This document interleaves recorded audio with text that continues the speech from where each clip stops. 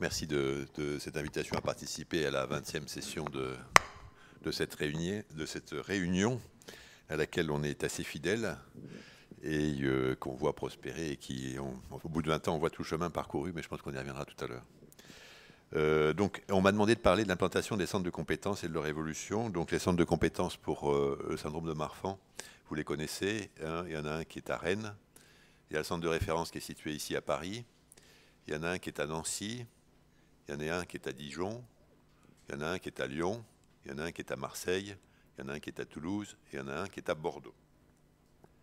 Alors, il y en a un qui doit être en train d'apparaître à Caen, et qui donc pose le problème de reconnaître des nouveaux centres de compétences que le ministère ne veut pas. Donc pour le moment, c'est un vœu, donc c'est ce qu'on appelle un centre associé, mais ce n'est pas un centre de compétences au sens strict. Ensuite, il y a... Hop là, mais ça avance tout seul là pour le coup. Il y en a un qui apparaît à Lille, mais en fait à Lille il y a une volonté de le faire, mais il y a des difficultés logistiques qui font qu'en pratique il n'y est pas. Donc si j'arrive à l'avancer, non, j'arrive pas. Bon, voilà. Enfin, il y en a un autre qui est en train de se développer, qui est à Strasbourg, avec le docteur Gartner, et qui va être dans la même situation que celui de Caen, à savoir un centre d'expertise, mais pas un centre de compétences au sens strict du terme. Alors, après, j'ai fait disparaître le centre de Nancy, parce que le centre de Nancy, vous savez, voit assez peu de patients. Donc, on se demande un petit peu comment les choses vont évoluer dans l'avenir. Mais bon, pour le moment, il est centre de compétences. Alors, suivante, je ne sais pas, peut-être il faut que je le dise, alors, en fait. Suivante encore. Et j'ai fait disparaître aussi le centre de Bordeaux, parce que sur le centre de Bordeaux, il y a quelques difficultés actuellement, qui ne veulent pas dire que le centre va disparaître, mais qui sont soulignées avec des problèmes de coordination qui font que c'est un peu plus difficile et un petit peu moins intégré que ça ne l'était. Suivante. Suivante. Voilà, alors non, moi je suis désolé, je suis déjà has-been. J'ai l'asthma, avec la diapositive que j'avais utilisée et qui était syndrome apparenté. Le deuxième sujet dont on m'a demandé de parler, c'est apparenté. Et le petit a de asthma, je me souviens de sa genèse. C'était moi qui avais insisté pour que vous ayez ce petit a, puisqu'il n'y avait pas que le syndrome de Marfan.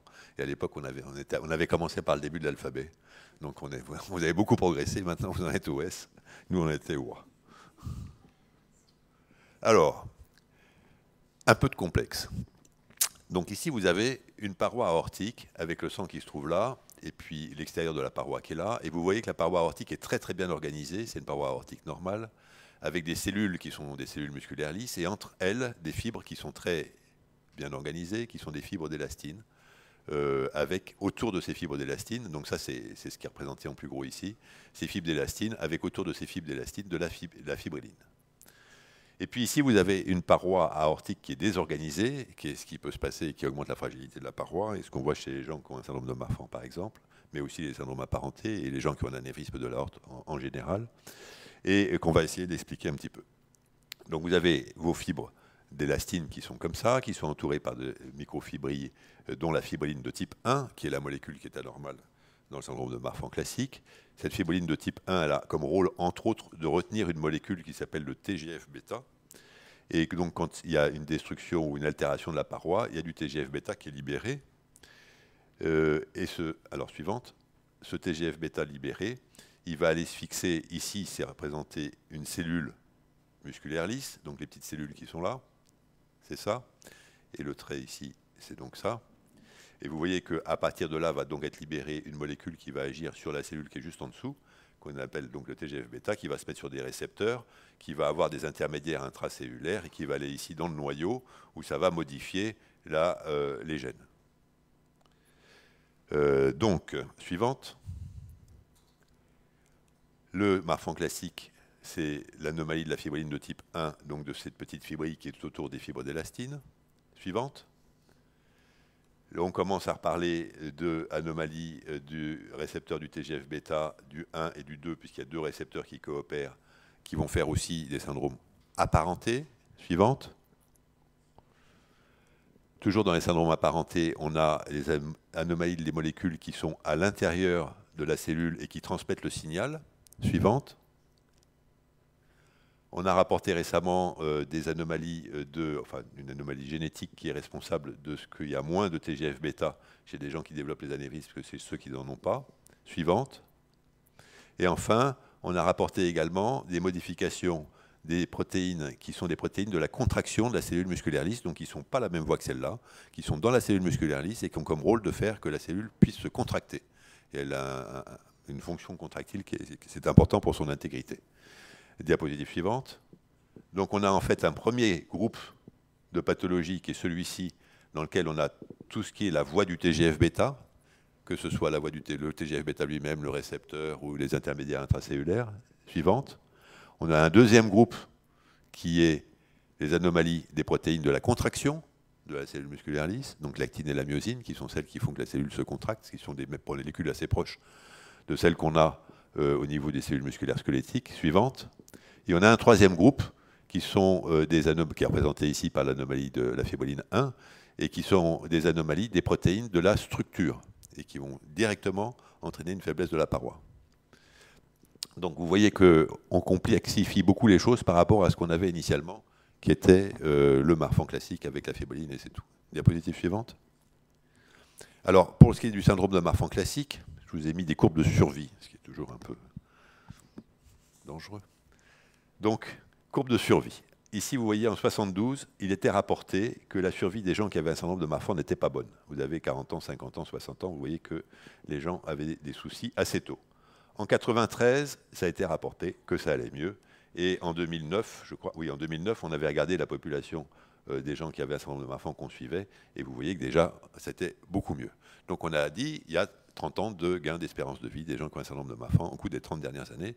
Et je vous montre ça parce que vous allez voir que dans tous les syndromes qui sont un peu rares et qu'on découvre, on commence par avoir des formes graves, on commence par avoir des formes sévères, on commence par avoir un pronostic mauvais, et au fur et à mesure des années qui passent, ça s'améliore rapidement.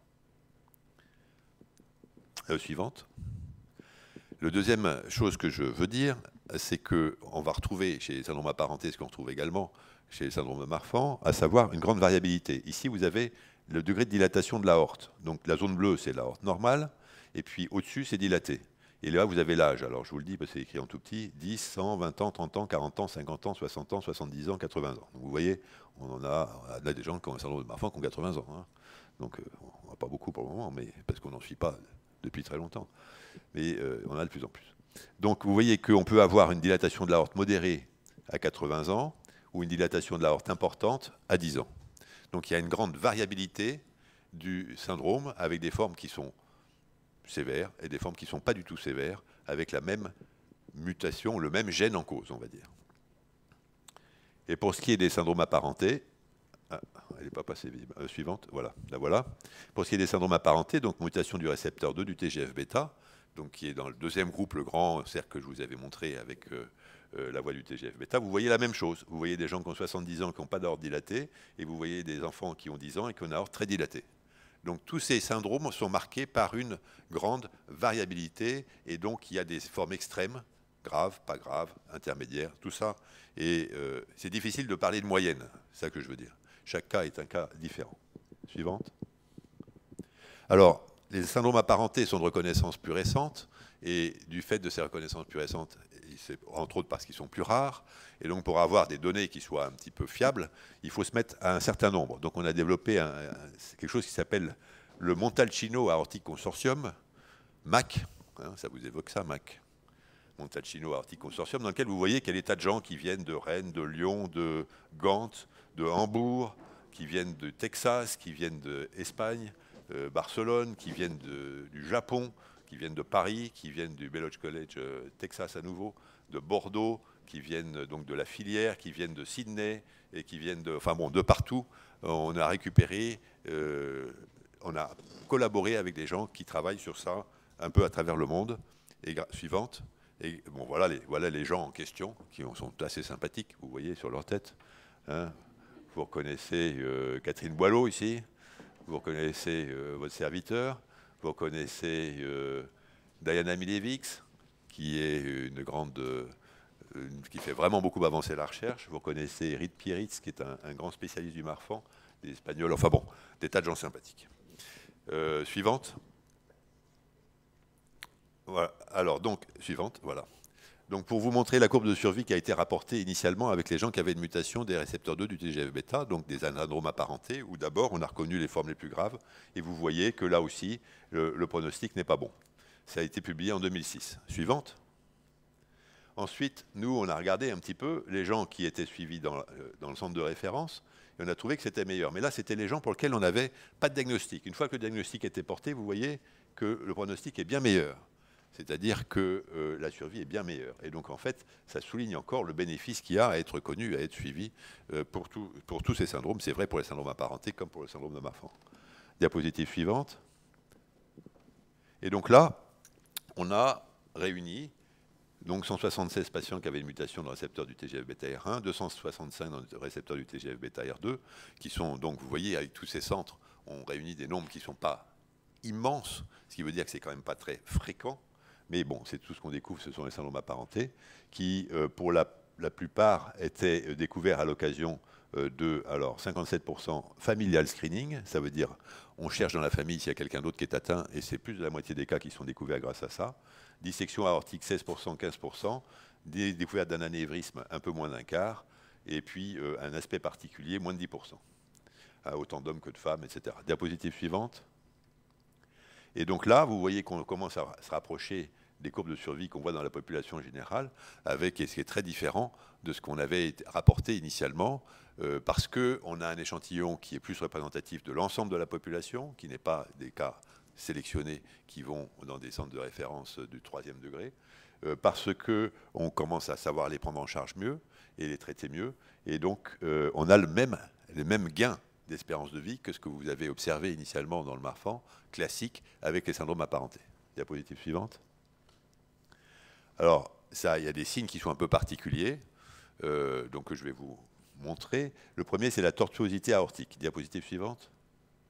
Voilà, donc ça, c'est une aorte sur un scanner, et normalement, ça monte et ça descend à peu près droit. Donc là, vous voyez, on peut avoir une tortuosité aortique dans ces syndromes apparentés. Diapositive suivante. Encore, voilà. Deuxième, c'est les vaisseaux du cou. Normalement, ça monte assez droit, et vous voyez que ça peut monter de façon très tortueuse. Donc, c'est tortuosité des vaisseaux, que ce soit vaisseau du cou ou que ce soit l'aorte. C'est quelque chose qu'on peut voir dans le syndrome de Marfan classique, mais qu'on voit généralement de façon un peu moins marquée. Donc, vous voyez un cinquième ou la moitié de la population. Diapositive suivante. Troisième signe, hypertellorisme, ça veut dire que la distance entre les deux yeux est un peu plus grande que la moyenne. Et donc là, vous voyez ça dans un quart des cas. Diapositive suivante. Peau transparente, que vous voyez chez un tiers des patients à peu près, si vous avez une peau fine avec des veines qui peuvent se voir. Voilà. Encore. Alors, cicatrice large, je ne vous ai pas fait de... On la voyait sur la diapositive précédente en même temps que la peau fine. La cicatrice large. Alors, nous avons une sémiologue particulièrement fine au premier rang, qui est Paulette Morin, et qui nous va... Est-ce qu'on peut revenir sur la diapositive précédente? Oh, non, précédente. Voilà, vous voyez la cicatrice particulièrement large qui nous avait échappé. Suivante. Donc l'autre chose qu'on peut voir, c'est une luette bifide. Donc ça, c'est la bouche, la langue, et vous voyez la luette qui habituellement est unique, et là peut être bifide. C'est une particularité, donc ça se voit chez un tiers, un peu moins d'un tiers de la population qu'on a vue. Suivante. Le paléogival qui n'est pas spécifique, puisque c'est quelque chose qu'on voit aussi chez le syndrome de Marfan classique. Suivante. Et puis, on peut avoir des signes qui sont ceux qu'on voit dans le syndrome de Marfan, ce qui fait que c'est vraiment un syndrome apparenté, dans la mesure où, au début, on a pensé que c'était la même pathologie, avec donc un aspect qui peut être avec une déformation thoracique, une grande taille, des pieds plats ou creux, je ne sais pas ce que pensera notre spécialiste, mais voilà. Donc, vous voyez, il y a un ensemble de signes dont certains sont communs au syndrome de Marfan, dont d'autres sont spécifiques, qui peuvent être associés, ou pas, puisque vous voyez qu'on n'est jamais à 100%, bien loin, à ces syndromes apparentés. Diapositive suivante. Encore, voilà. Donc, je vous ai parlé un petit peu de ça. Alors, on ne va pas tous les faire, mais je vais vous montrer juste une image de ici, donc le SMAD3, toujours dans la voie du TGF-bêta, donc quelque chose qui a été rapporté il n'y a pas très longtemps, Hein, c'est en 2011 qu'on a rapporté pour la première fois. Tous ces syndromes sont d'apparition récente. Et vous voyez aussi qu'on peut avoir des parentés avec des luettes un peu bifides, une peau qui n'est pas fine, mais on voit des petites particularités au niveau des vaisseaux. On voit ici une aorte qui est augmentée de taille, donc une dilatation aortique comme on en voit chez les syndromes de Marfan. On peut voir des anévrismes, et là c'est un peu particulier, qui sont en dehors de l'aorte, donc il va falloir explorer l'ensemble des vaisseaux. Et puis on peut avoir des anomalies des os, enfin des anomalies d'une arthrose précoce, dit-on. Et donc c'est ce qu'on appelle un syndrome, alors je n'arrive jamais à le dire, c'est anévrisme ostéoarthrose syndrome. Voilà. Je ne vais pas le mettre dans l'autre sens, parce que ça fait bizarre. Voilà, donc c'est une autre mutation, une mutation d'un autre gène qui est responsable d'un syndrome apparenté Marfan. Diapositive suivante. Alors, un petit peu d'histoire. Suivante. Antoine Marfan décrit son premier cas. Suivante. On découvre l'atteinte de l'aorte, vous voyez, 60 ans plus tard. McCusick. Suivante. Il publie un livre qui fait vraiment date, 1972, Heritable Connective Tissue Disorders. Suivante. Découverte de la mutation fibrilline 1, qui est responsable, donc, sur le plan génétique du syndrome de Marfan, 91. Suivante. Et là, on découvre qu'il y a beaucoup de gens qui ont un syndrome de Marfan, mais qui n'ont pas la mutation. Et donc, bon, voilà, suivante. On trouve le type 2, Marfan type 2, qui a été rapporté par Catherine Boileau, avec la mutation dans le gène du TGF-bêta R2, donc le syndrome apparenté. Diapositive suivante. On trouve qu'associé à cette mutation, il peut y avoir des syndromes de Marfan tels qu'on les connaît, mais aussi des formes différentes avec tous les signes que je vous ai rapportés, les tortuosités, les cicatrices larges, etc., qu'on appelle les syndromes de Loïs-Dietz. Diapositive suivante. On trouve qu'il n'y a pas simplement le TGF-bêta R1, R2, mais aussi le SMAD3. Donc voilà, en 2011, suivante. Ensuite, on trouve le TGF-bêta 3, suivante. Et ensuite, on en trouve plein. Voilà. Donc les syndromes apparentés, c'est ça. C'est des parentés avec le syndrome de Marfan. C'est des mutations dans des gènes qui sont différents, qu'on peut probablement rapprocher sur le plan physiopathologique dans des voies de conduction un peu particulières, et pour lesquelles on découvre des choses tout le temps. Diapositive suivante. Voilà. Et apparenté. En conséquence, diapositive suivante. Pour vous, ce qu'on vous demandera, si c'est quelque chose qui vous concerne, c'est qu'on fera toutes les artères, on ne se limitera pas à l'aorte. Puisqu'on sait qu'il peut y avoir des anévrismes qui sont présents dans d'autres vaisseaux que l'aorte. Donc on fera un bilan vasculaire complet avec un scanner de l'ensemble des vaisseaux. Du moins, c'est ce qu'on fait sur le centre de référence. Diapositive suivante. Alors enfin, hein, je ne sais pas, je dois déborder largement, non? C'est bon. Enfin, on m'a demandé de parler aussi du traitement. Alors, donc, ça fait quand même beaucoup de sujets. Alors, bon, donc le traitement de référence, c'est le bêta-bloquant. Ça ne change pas. L'étude est ancienne, hein, elle date de 1994, une étude randomisée. On tire au sort parmi 70 patients qui ont un syndrome de Marfan. Ceux à qui on donne le traitement, à ceux à qui on ne le donne pas. Comme toujours, il y en a qui ne veulent pas le prendre. Hein. Les gens ont leur libre arbitre. Donc, les petites flèches, c'est ceux qui ont leur libre arbitre négatif, qui refusent de le prendre. Et en gros, on pense que le fait d'avoir un diamètre qui augmente moins, comme c'est le cas là, puisque ici c'est le diabète normal, là c'est 2 fois le diabète normal, c'est plutôt mieux que d'avoir un diamètre qui augmente plus vite. Et donc on en conclut que le traitement bêta-bloquant est bénéfique, ce qu'on pensait logique, étant donné que ça ralentit la fréquence cardiaque, donc ça diminue le nombre de fois où il y a des impulsions dans l'aorte, ça économise l'aorte, donc ça marche. Donc il y a plutôt moins de décès, il y a plutôt moins de dissections, mais enfin les chiffres sont trop petits pour qu'on en tire des conséquences. Donc le bêta-bloquant reste la règle. Suivante. Chez qui? Chez ceux qui sont dilatés et chez ceux qui ne sont pas dilatés. Et donc ça, c'est pour ça que je vous montre ce schéma, parce que si vous regardez la survenue d'un événement aortique qui est ou dissection ou chirurgie, donc en grande majorité chirurgie maintenant, beaucoup plus rarement dissection, vous voyez qu'il y a une grande majorité de gens qui vont avoir un événement au cours de leur vie avant l'âge de 60 ans, ce qui veut dire que tout le monde est sujet à ce genre de choses et qu'il vaut mieux protéger pour limiter la dilatation de l'aorte, retarder la chirurgie si un jour elle est nécessaire, et donc commencer le traitement, qu'on soit dilaté ou pas. L'atteinte de la valve mitrale est beaucoup plus rare. Diapositive suivante. Oui, non, voilà. Alors après, il y a l'histoire du losartan. Alors, je ne vais pas vous refaire toute l'histoire du losartan, mais simplement un grand espoir, à partir d'un modèle animal, une souris, dont là, vous avez une paroi aortique normale, et dont là, vous avez une paroi aortique alors qu'elle a un syndrome de Marfan, puisqu'on a injecté dans cette souris, en quelque sorte, la mutation humaine. Donc anomalie de la paroi aortique, et on met du losartan, ça redevient normal. Merveilleux. On se dit, si ça marche chez la souris, ça va peut-être marcher chez l'homme, et on fait des études. Diapositive suivante. Et là, déception.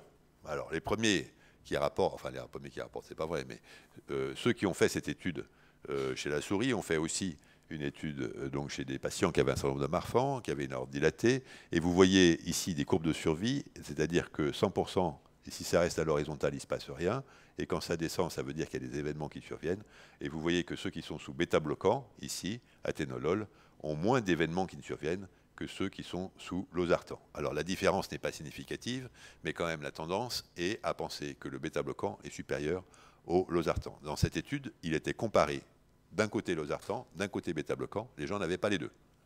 Diapositive suivante. Donc nous, vous avez participé à une étude qui a été faite, qui était un peu différente, puisqu'on voulait tester, savoir si le losartan servait à quelque chose chez des gens qui étaient bien traités. Donc les gens étaient déjà traités au maximum, recevaient un traitement bêta-bloquant, et on leur mettait ou le losartan ou le placebo, et on regardait comment les choses évoluaient. Donc le fait de mettre le losartan faisait baisser la tension artérielle. Hein. Donc les récalcitrants étaient probablement assez peu nombreux. Les gens prenaient leurs médicaments, la tension artérielle baissait.